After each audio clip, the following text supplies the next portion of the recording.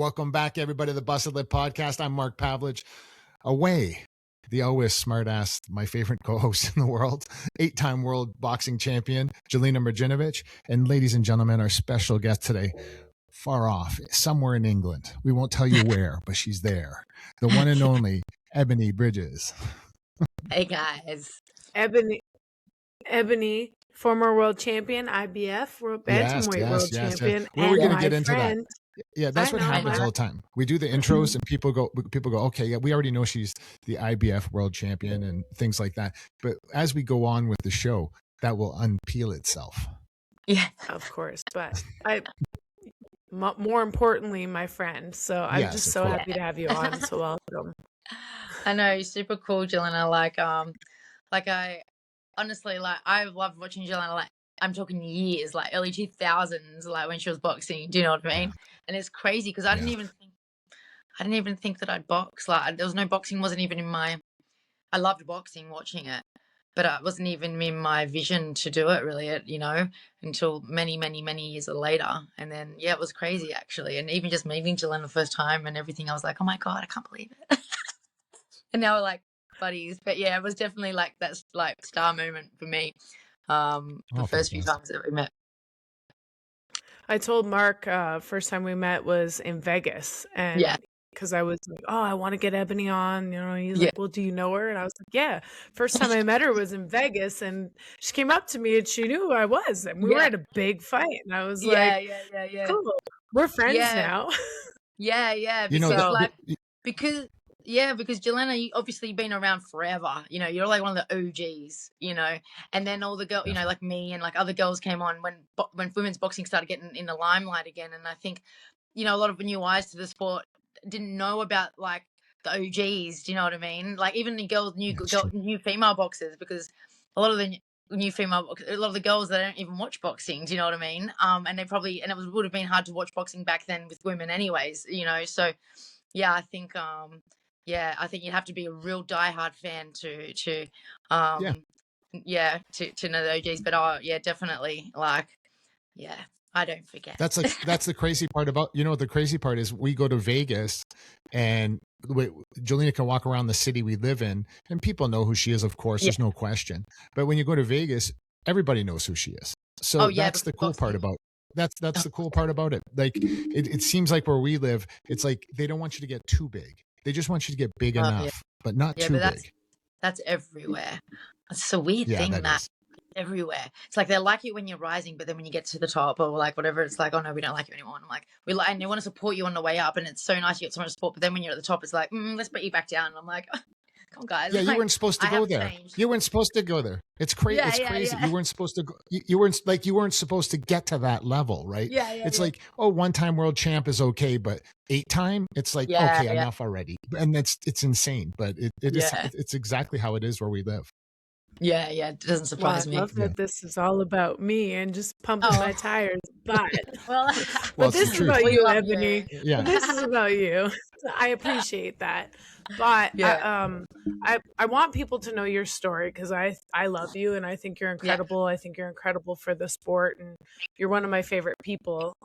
So let's go back to where you're from, because you're a teacher. Actually, I'm sorry. Check that. You have a master's in teaching. So you're kind of fucking brilliant. Yeah. Well, what's funny? When you do the research, do you see what happened, right? So I'm doing my research on you, Ebony, which I do on every guest. But when I was doing yours, I felt this weird thing about you because I think people, when you use the word blonde bombshell, people have this impression of you, bomber, but people have this impression of you, which is incorrect. So what really bothered me when I was reading it, because I was reading online things and I read everywhere and I'm doing research, and then I start to read your background with teaching and the rest of the stuff, and I was just like, do people even know this? Yeah. I think people forget it.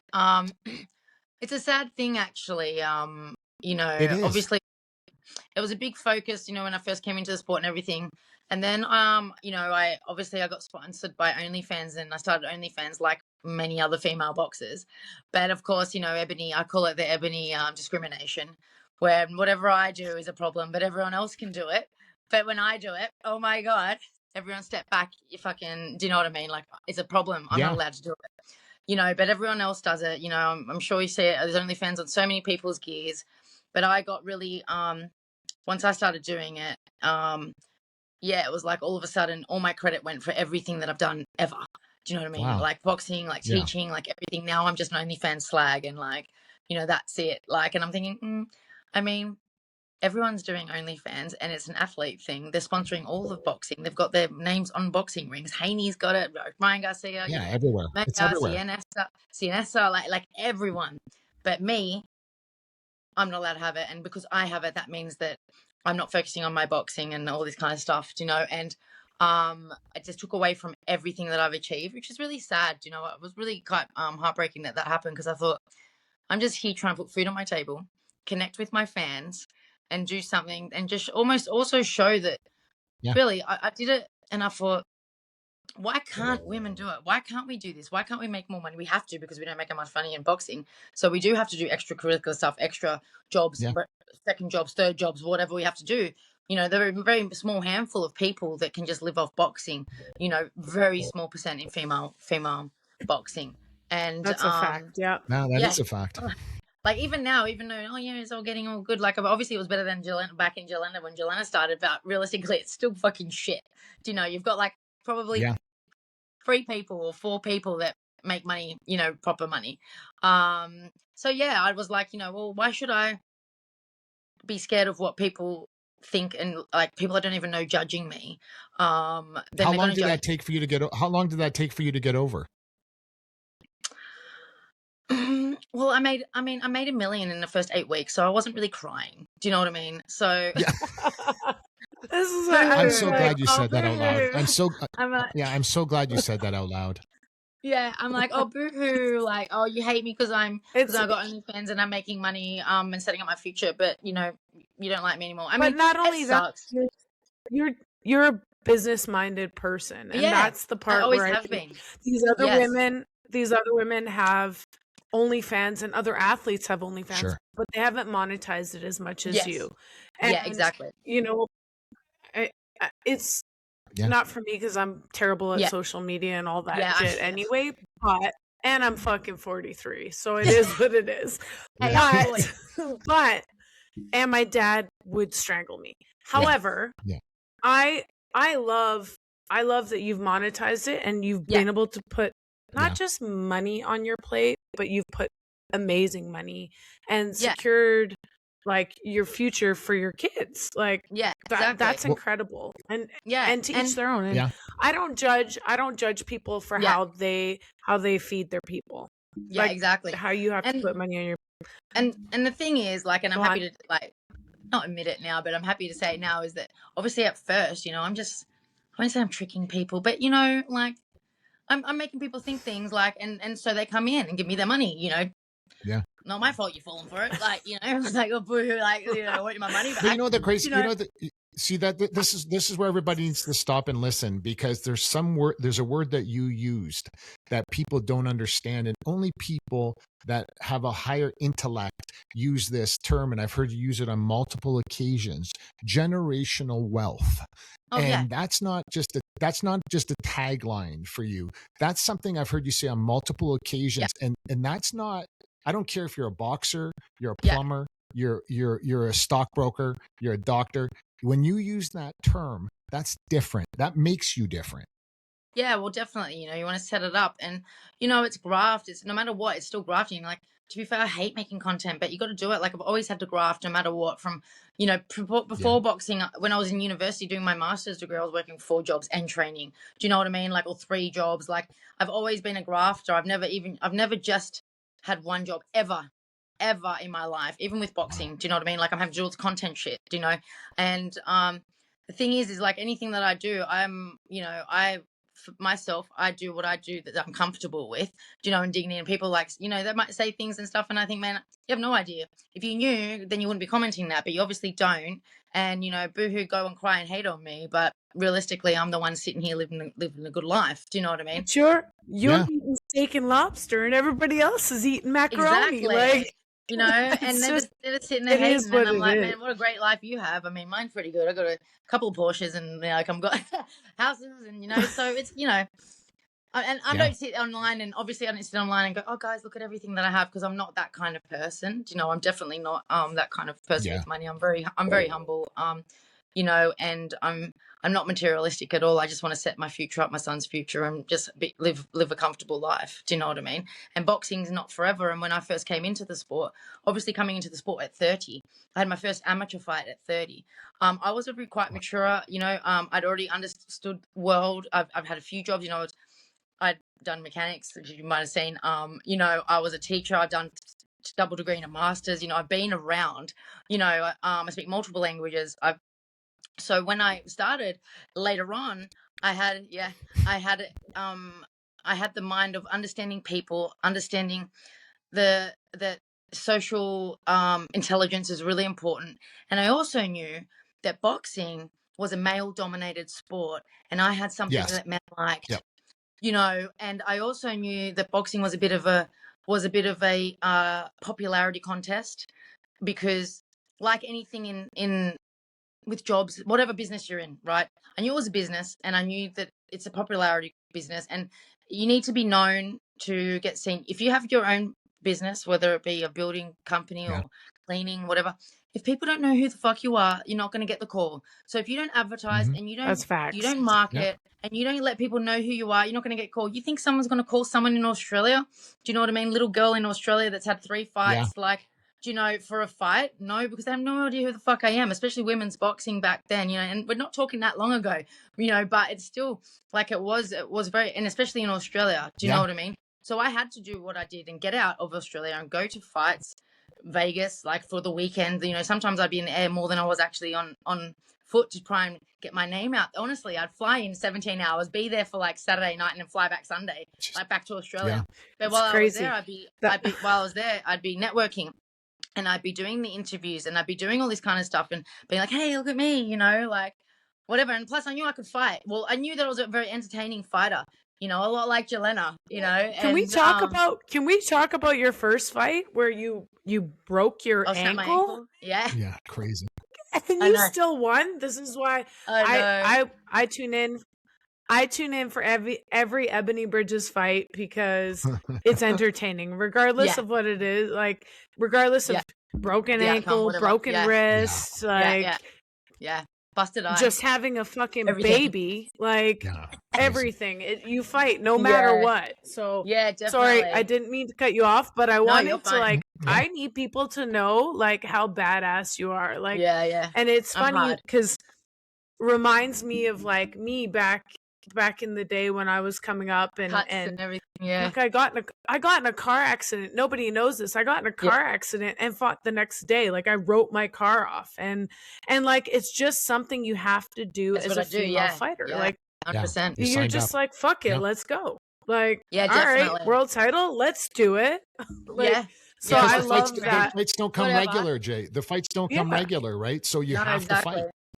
Yeah. And so I love that about you. So thank you. And you know, back like 10 years ago, not even really, like I don't even know what year we're in, but look, 5 years ago, 6 years ago, girls were still only getting paid like $4,000 for a world title fight, or $5,000 for a world title. Do you know what I mean?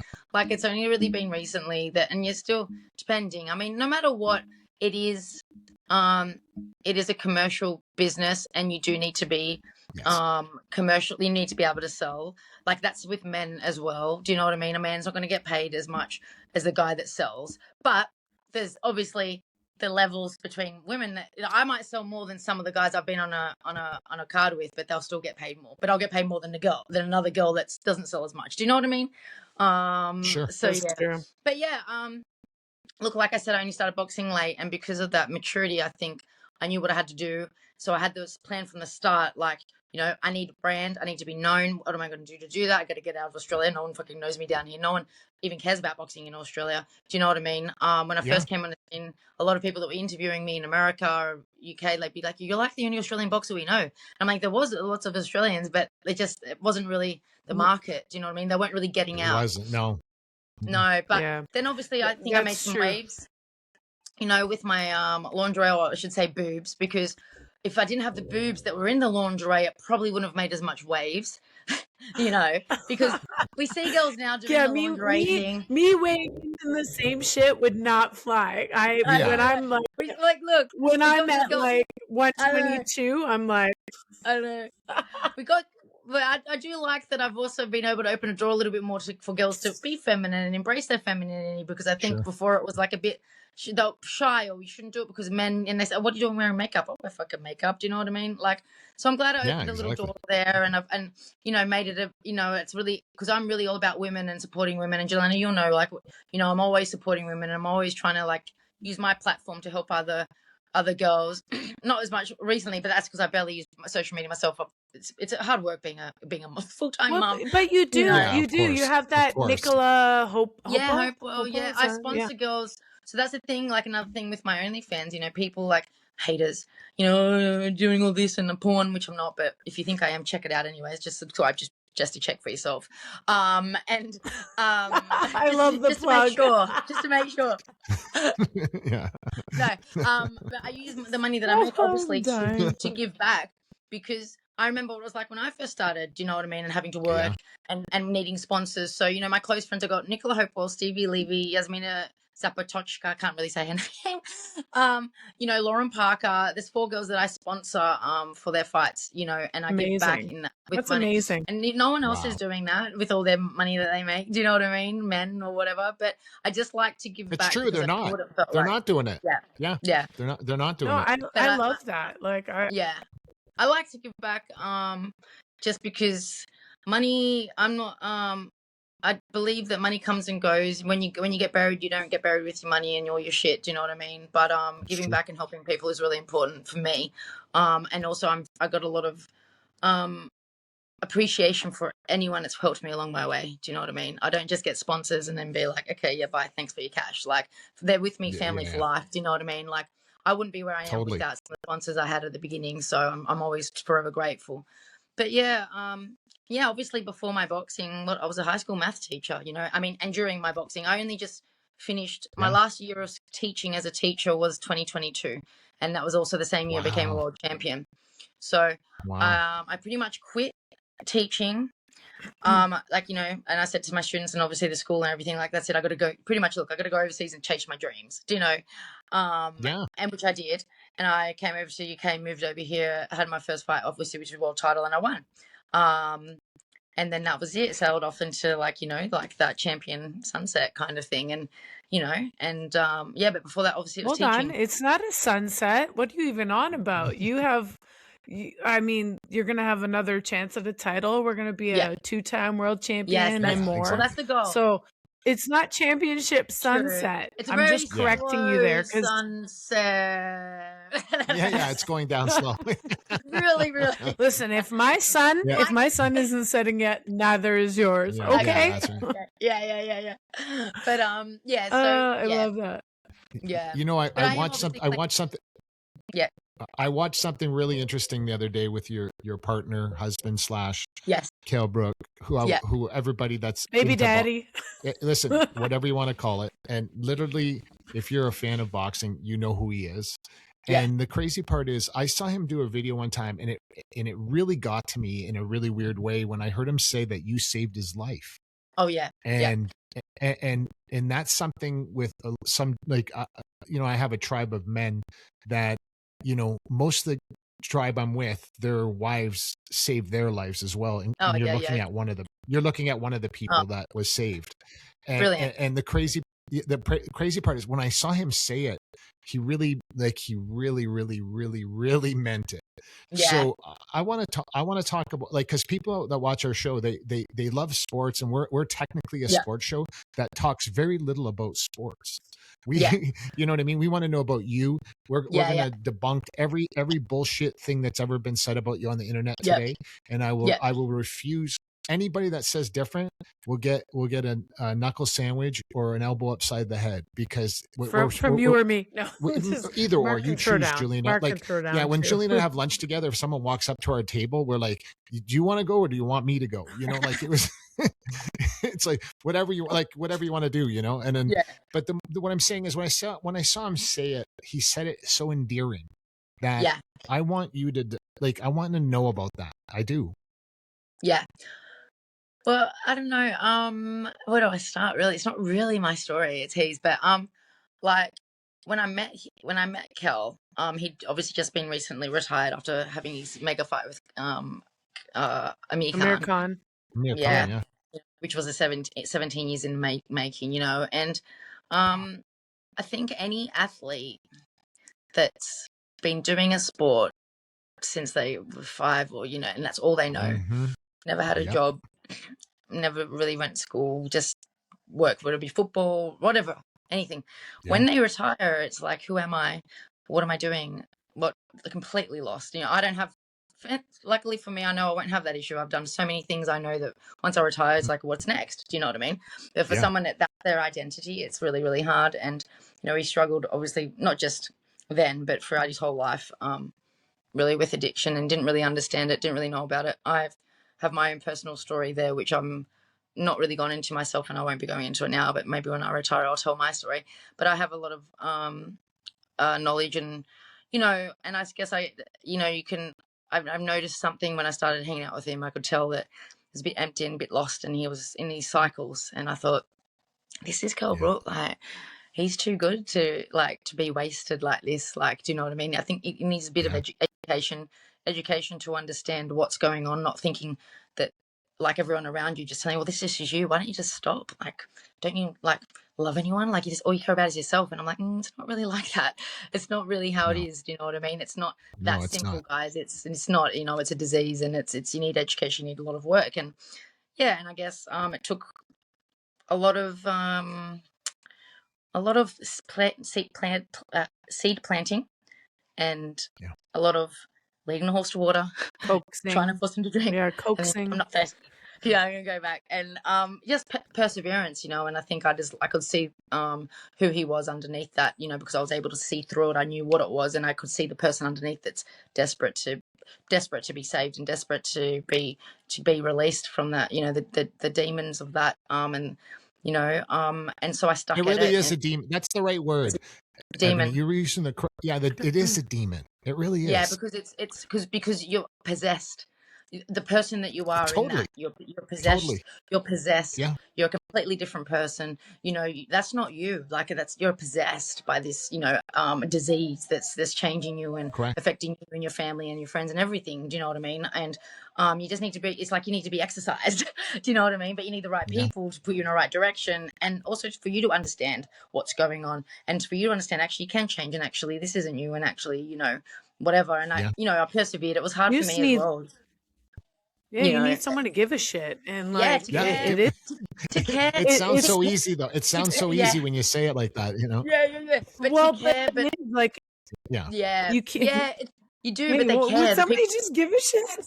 Yeah, but the problem is people care, but when people don't know and understand, because they don't understand, it doesn't help either. Do you know what I mean? Because they don't understand. Ebony, do you think that's a problem in society today, Ebony? Yeah, that definitely. Most people 100%. in relationships, instead of going, let's try to figure this out, and someone like yourself that is educated, and mysteriously how this happens, is educated and says, hey, no, we're going to figure this out, and you did figure it out, but other people just go, no, this is too much for me, I'm going to bounce. Yeah, definitely. Well, but I also think it's like experiences. She knows what he's going through being in the sport, and how isolating it is. Exactly. So yeah.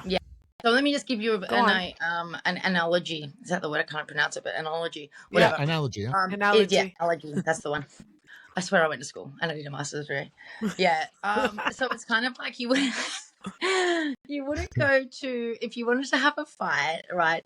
You wouldn't go to I don't know what gyms you got in Canada, but like a Fitness First or like a Gold's Gym, whatever. Gold's Gym. Yeah.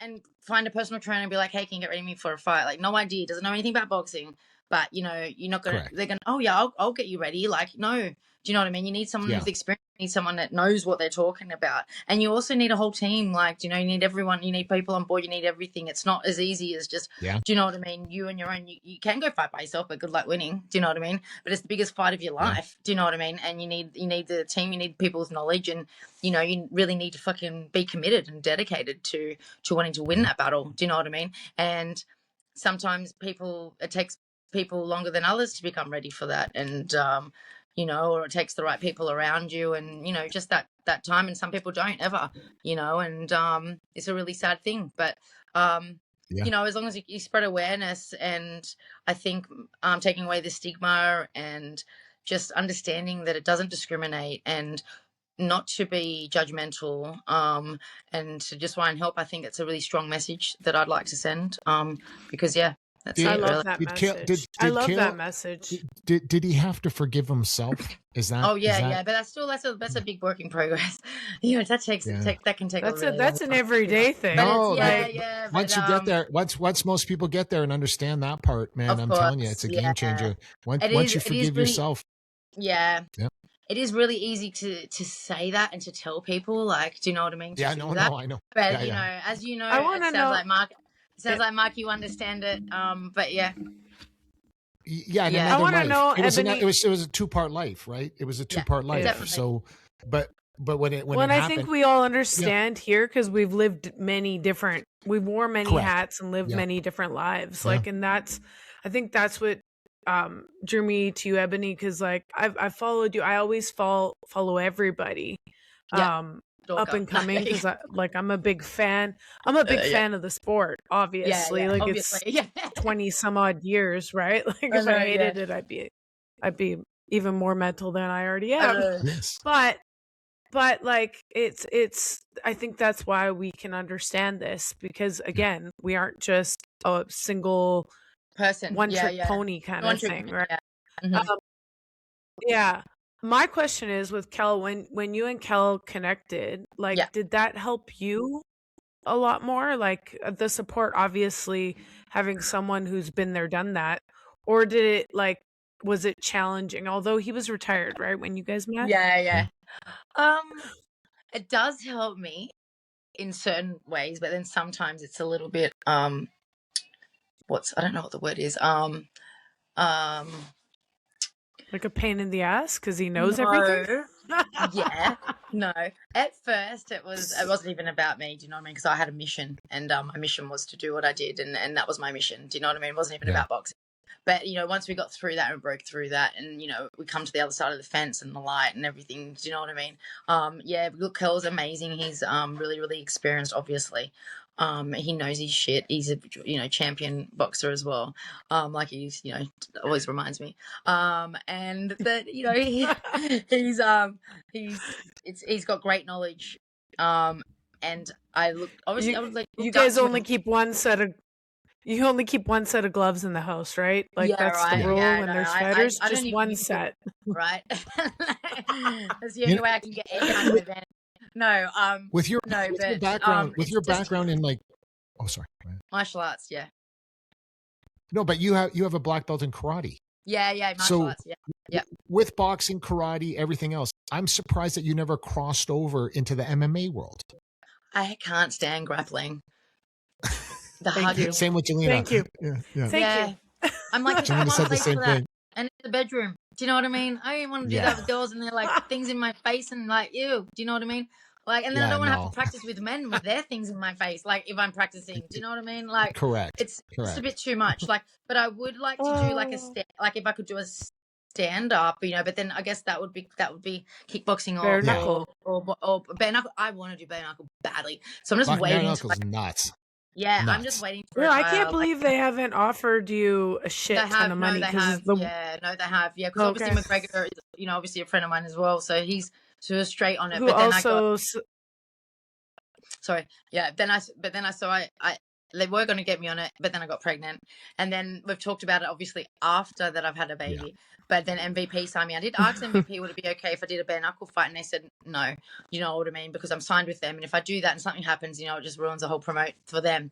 So I was like, all right, I guess I'm doing it when I retire. Then if I don't need my hands anymore, I'll just smash a bitch up and then be like, sweet. Like I used to love fighting. I'm done.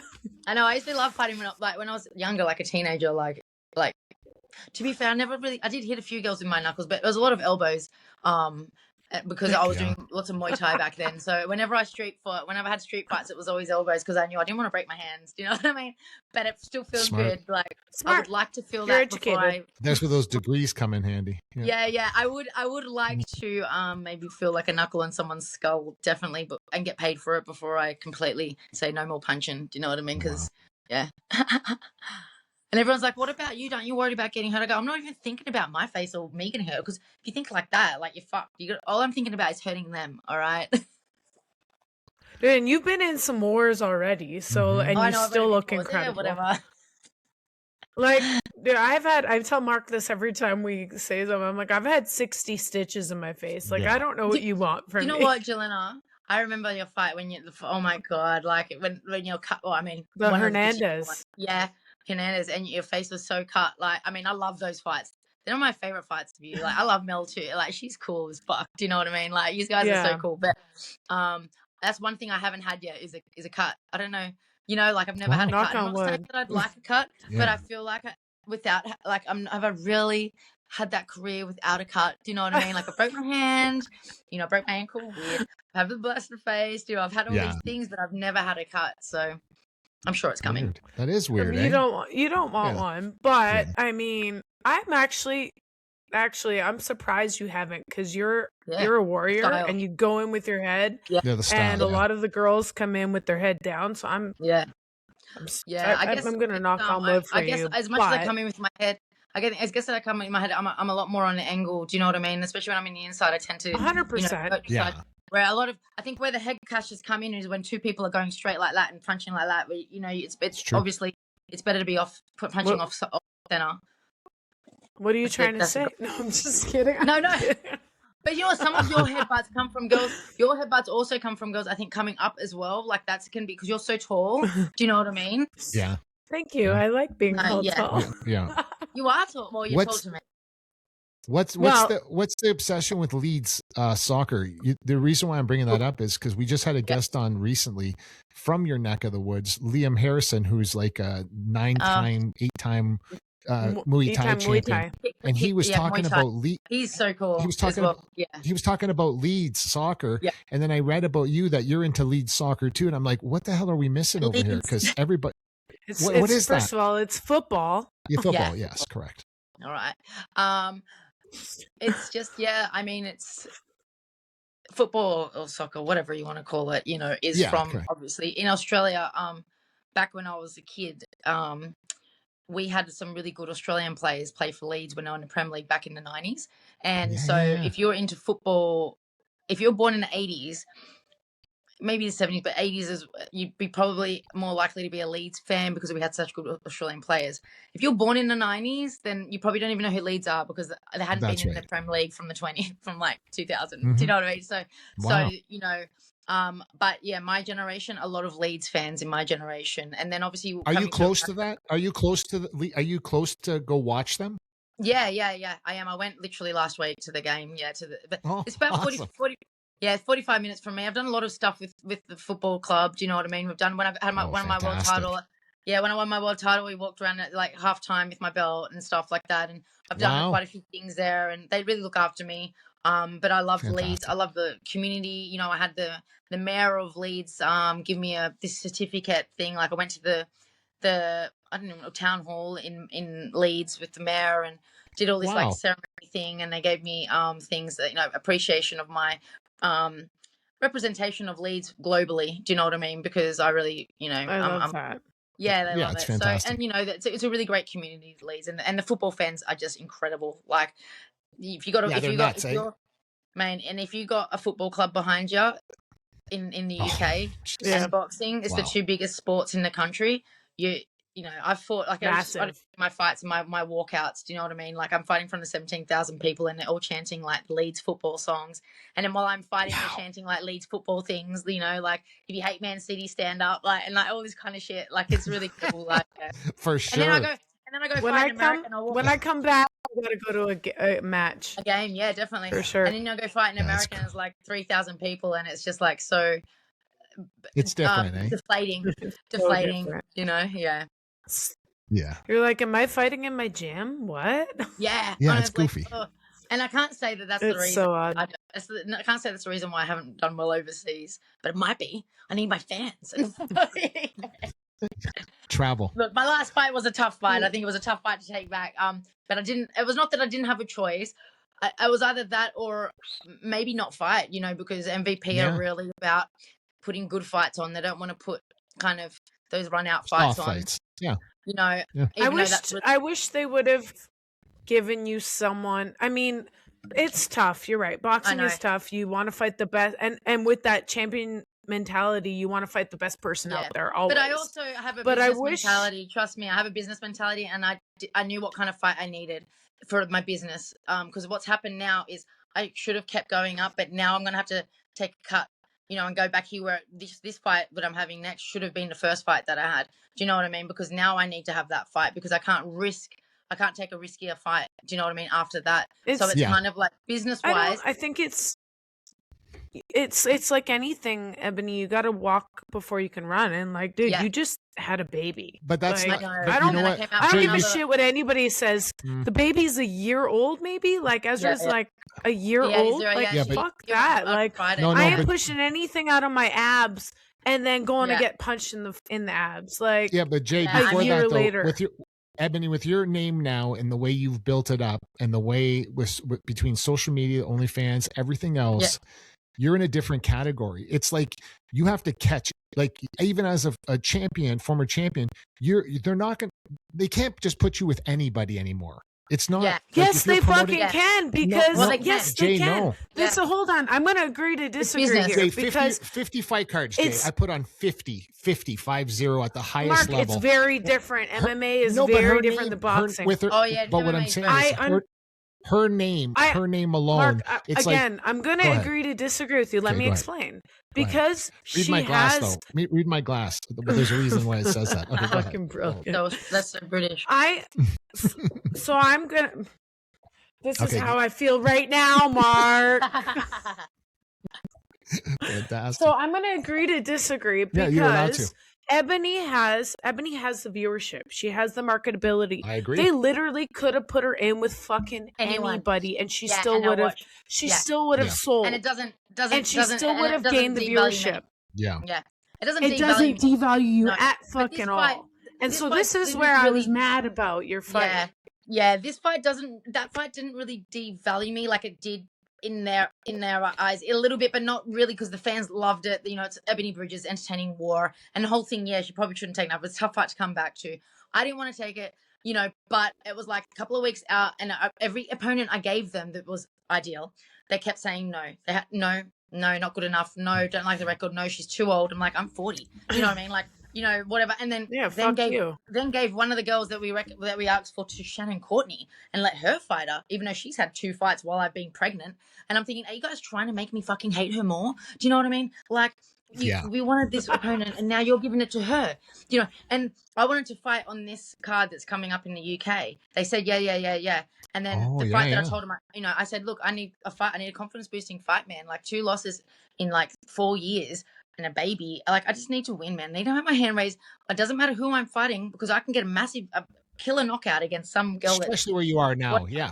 Do you know what I mean? I can get if I get a knockout reel against someone that's fucking 2-20, who cares? They're going to just see a mad knockout reel. People don't really know, right? And they're saying this thing about the MVP, you know, like I wanted to come in, I want to do a catch weight at like 120 or even do 122, and then they're like, no, you have to fight at the championship weight. I go, but I'm only doing an 8-rounder. They're like, yeah, but our fans don't really understand that 118's bantamweight. We can't do a bantamweight contest and it be at 120. I'm like, well, educate your fans, because it's not a title fight. Do you know what I mean? But anyways, that's another story. It's just a fight.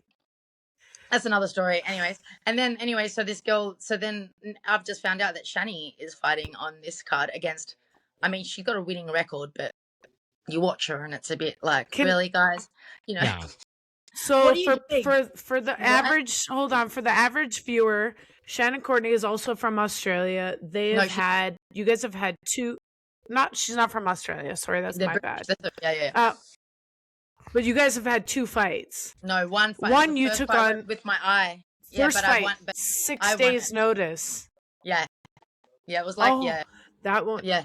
Yeah, that was crazy. Yeah. So my eye was shut for like 3 rounds. Do you know what I mean? I still think I won the fight anyways, but then I gave her because I agree. Yeah. Anyway, so we've got this massive rivalry. There's a massive rivalry build up to it, and I feel like they're just trying to make it even worse. And I'm like, can't you make her angry at me? Like, anyways, so that's easy. And they're that's using easy to you do. in the process. Yeah, that's easy to do. Yeah, true. Yeah. But I feel like obviously the next fight I need to have is a smart fight. But I also like I said, it doesn't matter who I fight. People want to see me win. People want to see me fight anyways. It doesn't matter. They're not going to put it on that MVP card. But they said to me, if I find a card that I can pop on, they'll put me on, and everything's sorted. So the promoter, they don't have to do anything, just give me a spot. But yeah, and obviously that's next, and I'm hoping for April to get out again, April or May, as soon as possible, because my problem with my career is it's been really stagnant. It's been really inactivity's killed me, really. And not to my own you just had a baby. No, but at the same time, don't you think most girls would say that? Jelena, you'd say the same thing, wouldn't you? Yeah. That you're bad, I don't think. I mean, I feel like mine was quite bad, realistically, for considering, and I feel like it's my fault, not my fault, but it's like, if I was only getting paid, 10, 20 grand a fight, then yeah, maybe I would have been more active with my name and who I am. But, I was getting paid well for women's boxing, but the more you get paid, the less you fight, because you know what I mean? And then I can't take nobody can afford you. And then I can't take a pay cut. Do you know what I mean? It's hard, yeah.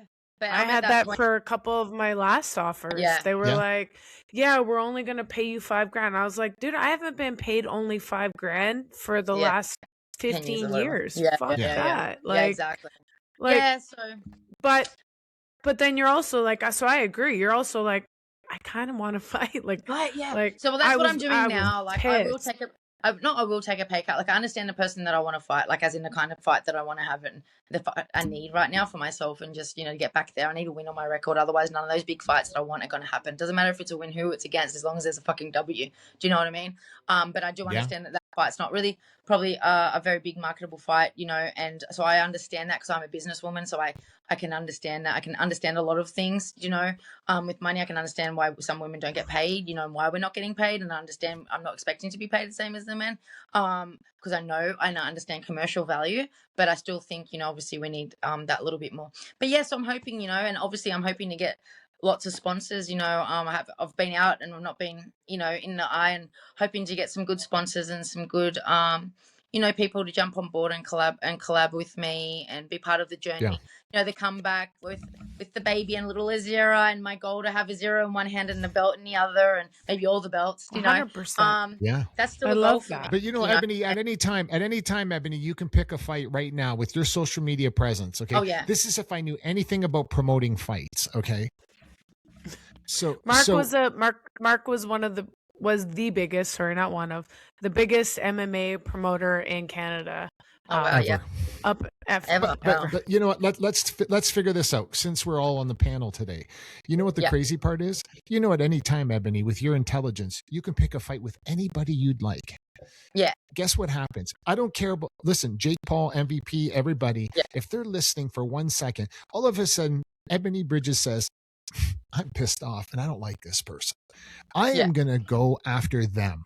Not someone that's so less done than that. But what I'm saying is consistently doing it. There's nothing promoters like more than someone going after that.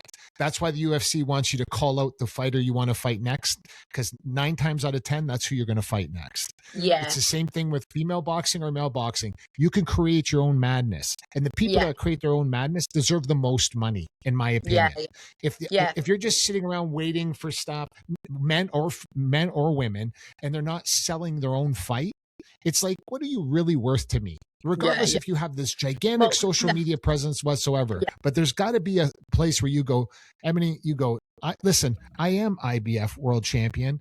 I'm sick of this. I'm going to smash someone in the face, and you're going to be the one I'm going to do it to. Yeah. Well, I definitely, obviously, I've done that for sure. Like, that's what I did with Chan and Courtney. That's why I felt it was so big. And I would be doing that definitely after my next fight. but I feel like I'm not in a position to do that just yet. Because I'm also a humble person and I'm not arrogant, then I do need to wait to get that hand raised before I can start calling cunts out. And as soon as I do, I will be calling those bitches out. And did you just drop the C word on this show? This is fantastic. Well, she always does. But you said it with so much elegance. First time ever on the podcast. Over in the UK. She said it with so much elegance. Did you see that come up? For a second, I'm like, did she use the C word? I was like, Jesus. Oh, yeah. Did I? Don't worry about it. It's a common word in the UK. No, it's not even in the UK. It's honestly it's more Australian in English. It's just because we call everyone that. But it is in the UK because it is a little bit. But listen, Ebony. Sometimes when I went and trained in camp with Tyson, like I used to cringe whenever I heard the C word, right? I used to. It was just a word. It's just a fucking word. Yeah, but it used to bother me. Everyone loves it. And then I spent like 6 weeks. It was like week 3, and I was like, I got to get over this because every time I'd hear it, I'd be like, okay. But you know what the funny part is? And so when a female says it, it's different. It's very different when a female says it. It's just a word. The way you say it. It's just a fucking word. You can say it. You delivered it very smoothly. Yeah. You'd be like, what? Did she just say that? Like, I don't know. Did I? Yeah, you slid it in there. You slid it in. I was like, I think she just dropped the C word on the show. Did you notice how I didn't even blink anymore? I was like, whatever, man. Used to it. Well, there's no beeping that out, eh? You gotta have that. Okay, well, I'll try and hold my tongue a little bit more. But yeah. No, you're fine. No, you're fine. You're fine. I've probably only got about 10 minutes left because I do have to look after my son and Kell's 100% limit I want to ask, because this was like, again, when we were doing research, dude, I didn't know you were on a reality show in the UK or in Australia. Australia, yeah, and it's one of the biggest ones in Australia. Yeah, SAS. I love that dude, show. and it was insane. I was watching clips and shit, and like, I mean, I could totally see you because you're a perfectionist. So I'm and you had a broken fucking wrist. That was hard. That was a lot. Physically, it wasn't that hard. I mean, I had a broken hand going into that after a fight, 4 weeks after a fight. It was during COVID. Wow. Yeah, during COVID, I had a fight in the UK, busted my hand. Then I had to go back to Australia for this show, and I was stuck in a hotel quarantine for 2 weeks. Bubble. Wow. In there, and then I got really, really sick actually while I was in there, where I couldn't keep water down or in me or anything. So then I had to get rushed to hospital while I was in quarantine. You're not going to get all like drips in me and like magnesium and potassium drips and stuff. That was horrible, by the way. And then I had to go back to the hotel and sit in quarantine for another week and a half. Then when I got out of quarantine, I had a week to kind of prepare to get, like used to the boots and everything that was in that show to then go out to do the show. And you had this busted hand. I had a thing like a brace on my hand while I was doing. I'd take it off for all the activities and put it on and got ice and stuff at night to try and make it better to get through the show. But I still didn't quit. The whole point of that show is to make you quit. And it was very hard emotionally the first few days because it's not that I don't like failing. I don't like failing and not being able to have a go and try again. Because when you fail, you learn how to not do something. But when you don't get a second go, you don't get to justify that. And that was really hard for me. Really hard for me. And then the other people on the show were all like, oh, but Ebony, like, you're doing it, like, because they're not all athletes, there's all kinds of people on the shows. They're also celebrities. You're doing it. Good job. And I'm like, of course I'm fucking doing it. I was never not going to jump out of the fucking helicopter. I was never not going to climb up the fucking water. Of course I was going to do it, but I want to do it fucking right. Yeah. You know what I mean? Like, so, and I'm not here for participation award. I'm here to be fucking great. Like, I don't want a little medal saying, oh, you did it. Like, good on you. Even though it was shit, you did it. Yeah. No, I want to be good at it. Do you know what I mean? And so it got really frustrating. I had to kind of get over that. Yeah. And then once the physicality stuff came in, I was just smashing that. It tended to be like the thinking stuff and the strategy stuff. I wasn't, because I've got like a bit of ADHD, like my brain goes in and someone's giving me instructions and I'm going, keep remembering what they said, and afterwards they're like, fuck, what did he say? You know what I mean? Or I'm putting so much pressure on myself to like get it right that I'm like completely fucking it up. Like, yeah. But it was good learning and it was a good, really good experience. It was badass. Yeah. I was like, I kind of got like semi addicted to like the clips and I was like, oh, where's the next one? Oh, where can I see the next? So it was a really cool show. I didn't know that. So I learned something Ebony, new about you. What's your twin think of your career? He's just proud, you know what I mean? My brothers are very proud of me. My whole family is very proud of me. Awesome. I've really turned my life around from when I was younger. And I think that's I could have been I was in a completely different path, a completely different person, and I could be 6 foot under, really. And me and both, like Kell, that's the same thing. Do you know what I mean? That's why I think he says, I saved his life, because reality is any longer, and he probably would have been, So, Sure. yeah. I mean, my whole family is very proud of me. It's not like anything weird for them with the martial arts, because I did martial arts my whole life. Sure. They all boast about me. So it's normal. Do you have the twin connection? Do you have the twin connection with him? No, not like I say identical twins or like what you feel, but I think like we're obviously a lot closer. Like we're really close. I got an older brother as well, and we're close, but you can't beat a twin like twins. Like you can't really share everything, do everything. I've celebrated every single birthday with my twin, except for the very first year that I moved here. I think it was my 36th or my 37th birthday, and that was the first birthday I didn't have my twin next to me, and it was really, really weird. And I said that I never want to have a birthday again because it doesn't feel like it's my birthday, and it just feels weird. So every year I've gone back for our birthday. The first time I went back was awesome. I was gonna say, is it hard to be away from them, like your family, like? Yes, it wasn't when I first came over, because I was just tunnel vision. I just want to do my goals. I even told my mum I probably won't come back for another like 3-4 years, because I'll come back when I'm undisputed. Do you know what I mean? Like that was my goal. I don't want to think about my family. No distractions or whatever. Do you know what I mean? And then obviously we could hit a fork in the road and some speeder bumps, and it didn't quite go that way. And I ended up going back. Not undisputed, but still went back. It was a world champion, to be fair. But it still wasn't really much of an issue until I had a son, and now that I've got a son, it's really hard. So I was gonna ask. And it's not even about me, because I've already had 37 years with my mum and dad and their family. Do you know what I mean? So I don't really like as much as I need it. It's the grandparents. It's like my son. It's like I'm sad that my son doesn't get to have a most amazing grandparent, and get to know my mum, because she's a beautiful person, and have that connection. So that's what, and also for my mum to not have, this is her first grandson, she has granddaughters, but and I'm her daughter, so that hurts and that's hard. But I made my choice to move over here and to be with Kell and have a baby, and so that's the not, I would say consequence, you can't say, but that's for every action there's a yin with the yang, there is kind of reaction. You know what I mean? You make choices. With every choice there's an outcome, and that's what it is. For every action there's an equal and opposite reaction. Exactly. So it is what it is.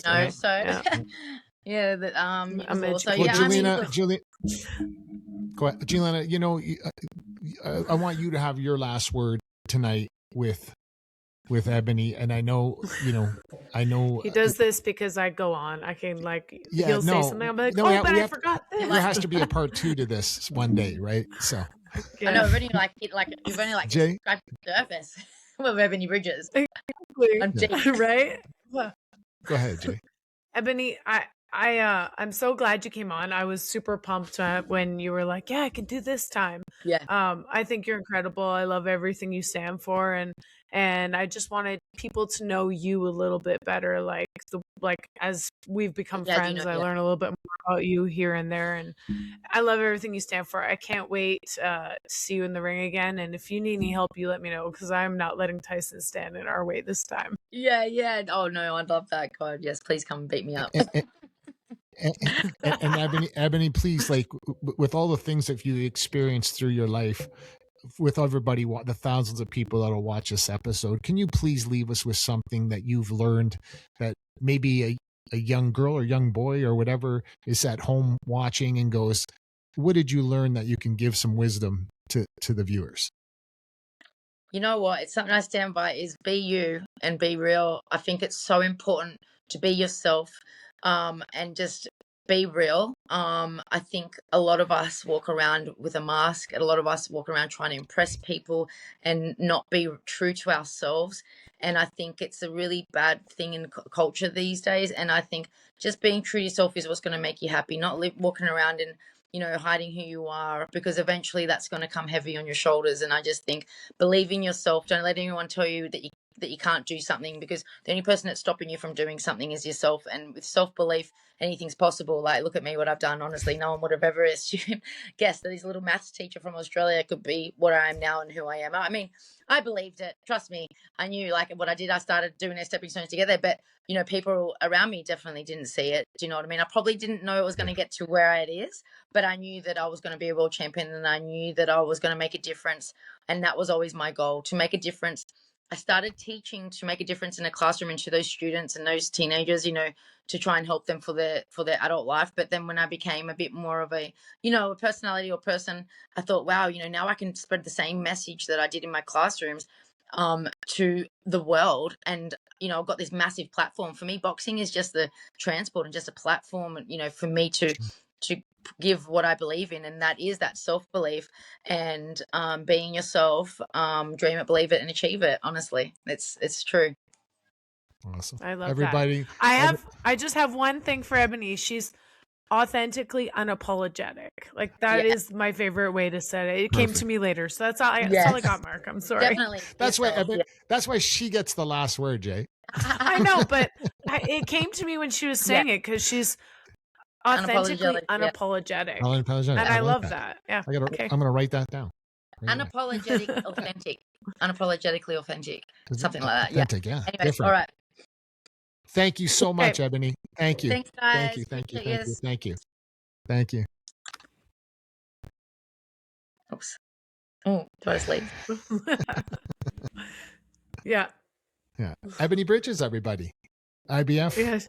Boxer, you're world champion, you know, OnlyFans, everything. She's got it going on right now. Yeah, she's a little bit of and she is just a ball of energy. Hey, Mark, I was just like, okay, it's different because she is outspoken.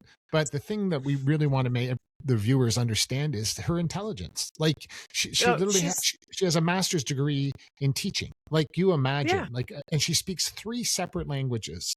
She speaks English, Portuguese, and Spanish. So what I'm trying to, and then she has masters, and then she has degrees in other things as well.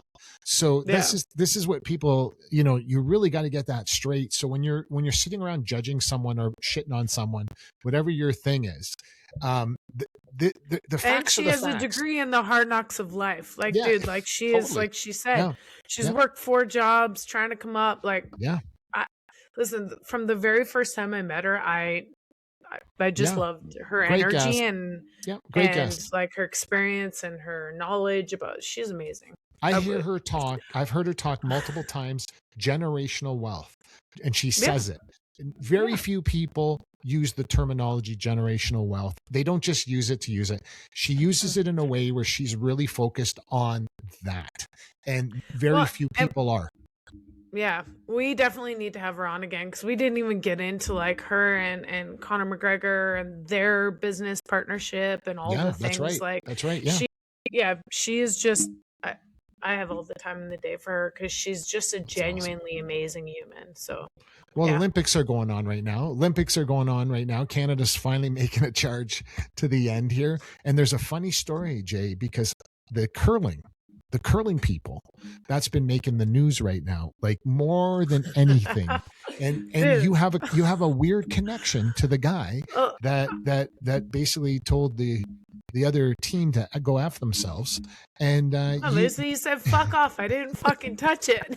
So listen, and every Canadian forever, that's so true. So for the Olympics, like, everybody, people don't know what curling is. You've never curled. I've curled before, because I'm from small town. I'm from small town Alberta. Like, we did that shit for fun, right? That was our weekend, like, kind of activity. So I've always, you know, my best friend's into curling. Like, this is everybody in Canada and around the world has been like, I am here for the curling drama. Yeah. And so I'm laughing, because I am too. Yeah. And like, everybody is. Anytime a fight's going to break out, I'm down. I'm like, okay, they're going to fight. Like, this is happening. So I'm totally laughing, because I've worked out with Mark Kennedy. So for those who don't know, the whole drama is the Swiss team. No, not Swiss. Denmark, I think. No, I think it's Switzerland. I'll recheck. We can fact check on that. We'll check. Yeah. but the team had this idea that Mark was cheating as he was throwing the rock. So the rule is that you cannot double touch the rock, and especially when you're throwing it, Jay. Is that when you're throwing it? When you're throwing it, and Sliding especially you're not allowed to contact the rock when it passes the hog line, which is like I told you, I know would curling. know about this. Yeah, I do. I really do. I really do. No idea. So the hog line is the line on the ice, and you have to stop. That's what it's called. Google it. Sorry. So the rule is you have to release the rock before that line, but two, the second rule is you're not allowed to double touch the rock. So once you let go of the rock, you mean like it's a direction change, like a direction change. You can make it. You cannot. So you can curl. So that's what the curling part is. You can curl the rock or spin it, whatever you want to call it. But you can't. Once you let go, you cannot touch it again. So the Swiss or Denmark team, whatever it was, had this inkling that Mark was double touching the rocks. So they had set up a camera on the hog line, their own little camera, to watch it. Are they allowed to do that though, Jay? Are they allowed to do that? Well, I mean, you can't go back and play it. All they could do is expose them on social media, which they have. But but so the other guy's like, hey, no double touching the rock, and Mark immediately is like, I didn't fucking double touch it. He went off. And I know Mark, so I'm like, dude, I could so see that. Like, listen, I've never thought I'd say this on the Busted Lip podcast ever. I think we're gonna have a curling guest on the Busted Lip podcast sooner than later. And I love him. He's amazing. And like but keep in mind, like this is his third Olympics. Hardcore competitor. He won gold in Vancouver, so our home Olympics in 2010, and then he won bronze in Beijing. I think that was 2022. So like he is the guy people are trying to beat. Like he is one of the top guys. So and they're doing great right now. Well, yeah. I mean, all eyes on him. So let's see what you do, man. Yeah, exactly. So come on, Mark, I'm rooting for you. If you ain't cheating, you ain't trying. Yes, we are. We're all rooting. I don't give a shit what you touch. Just get it down and win. That's all I care about. If you ain't cheating, you ain't trying. I'm just kidding. I don't know if he's cheating. I'm just joking. It's a saying, Mark. Well, listen, everybody. Thanks for tuning in every Tuesday on the Busted Lip podcast, 5 p.m. Mountain, 7 Eastern, 4 Pacific on YouTube. Please subscribe, everybody. Tell your friends, tell everybody. And we'd like to thank Crystal Glass, your clear choice for all your glass needs. Everybody, that's the lovely Jelena Marjinovic, who is mostly right all the time. And I'm Mark Pavlich. Tune in every Tuesday. We'll see you later.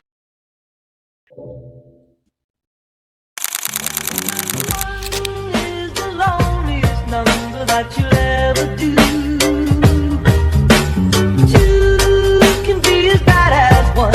It's the loneliest number since the number one.